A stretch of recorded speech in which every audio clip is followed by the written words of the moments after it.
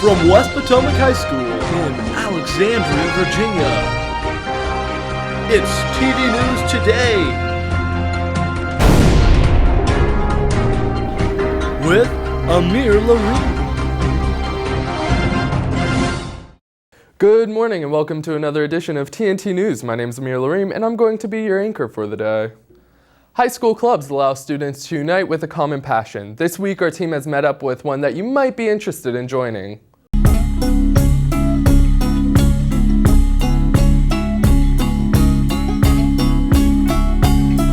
Loading for me. Yeah, mine's up too. It froze. Jan, this is fake. I am Jan Saram, and I am the president of Asian American Society. I help manage the club and organize our meetings, and I feel like it is very helpful because it allows people to be aware of the different Asian backgrounds, not just like the East Asian, because that's usually the most popular among other students. We can experience it together, explore the Asian cultures together, and also the food. I think clubs like Asian American Society help spread culture among students in West Potomac. We'll usually have an activity about a country, we'll learn about a country, and we will typically have food from that country. Every meeting is a different culture, so someone's also responsible for bringing the food for that. We have meetings every other Monday in room 175 in Gunston, so come join us.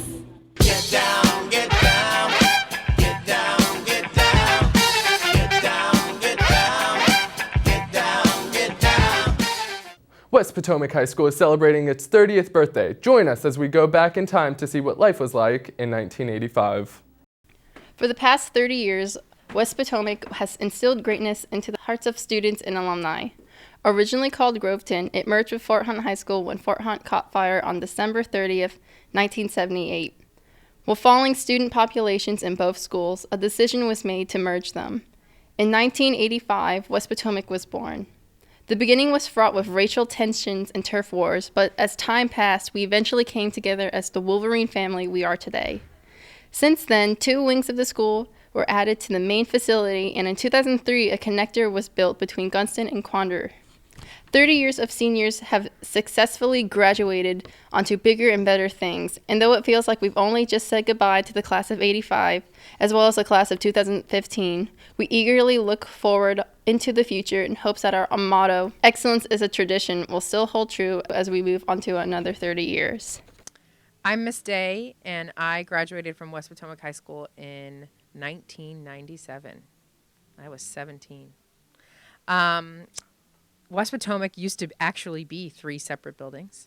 There was no fancy connector behind the gym. And the halls seemed a lot bigger, but I guess now that it's completely overcrowded, the halls seem a lot smaller.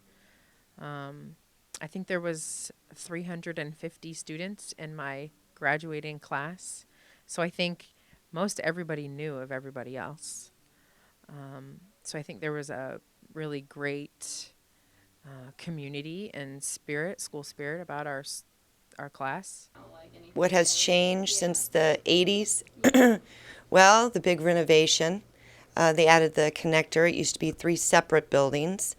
The addition, adding the rock to the front of the school. Tommy Van Meter's family donated the rock, and I remember when they brought it in by crane.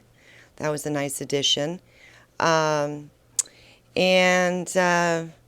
It's nice to see my signature up on the board in the gym as attending the first year West Potomac ever opened. I remember when we first merged Groveton and Fort Hunt, and the Groveton girls hung out with the Fort Hunt boys, and the Fort Hunt boys hung out with the Groveton girls.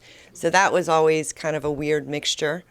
But we ended up all coming together, and it worked, and now we're the home of the Wolverines.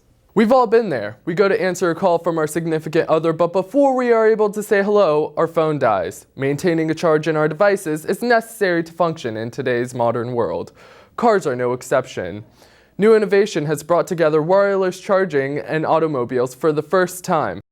2015. This is the future. We're living in the generation expected to have instant communication, flying cars, and clean renewable energy. But we're not quite there yet. According to the EPA, carbon emitted from transportation contributed to 27% of all carbon emissions produced by the United States, and that our country consumes 80% of the world's fossil fuels. With horrifying statistics like these, there has been a renewed consumer interest in electric cars. But how do we make owning an electric car feasible? I guess I would save money on gas, but I think the electric bill would go up because I have to charge my car. It doesn't seem to me that it's economical. I'm not sure those batteries last that long. Many with electric cars do not have regular access to a charger outside their homes and thus have a limited range of distance.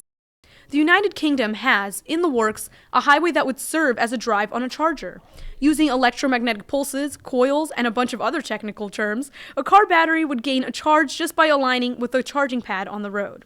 It's been tested with buses successfully, but there's some flaws that need to be worked out.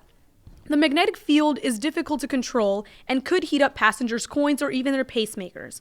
Regardless, engineer Joe Barrett says in the next 3 years, wireless charging will definitely become an option for electric vehicles.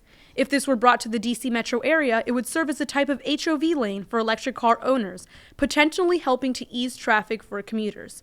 Expensive and in the works it may be, but this technology could potentially be revolutionary, pushing us further into the future. If you're looking for a scary movie to curl up to watch with Bae and Candy, Insidious 3 may be the perfect film. Let's see what our reviewers think. Are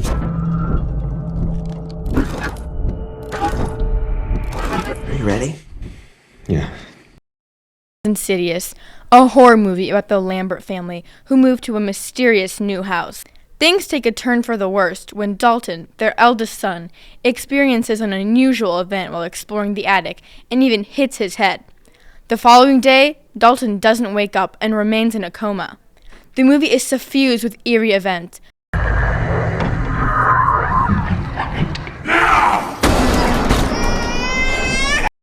Insidious haunted you after it was over and gets in your head, and the next thing you know, you're staring at your closet expecting someone or something to pop out.